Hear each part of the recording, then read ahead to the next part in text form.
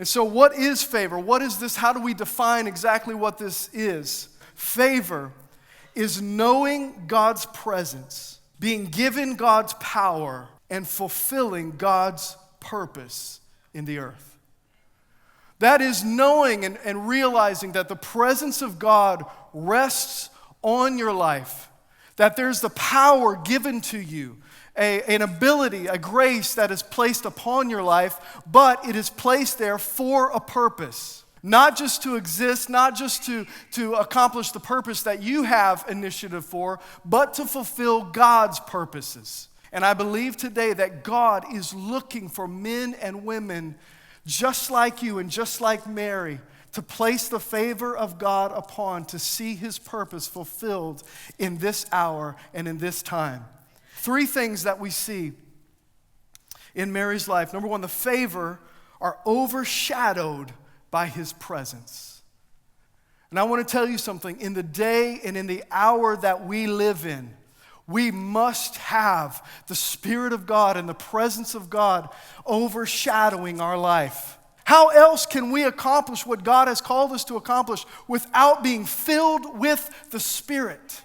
The fruit of the Spirit: love, joy, peace, patience, kindness, goodness, gentleness, self-control. How can we live that way without the Spirit of God? And I want to tell you, you can't do it. We have to walk in an intimate place with the Spirit of the Most High. The second point I want to give you is the favored are absolutely obedient. They are loyal to God above everything else.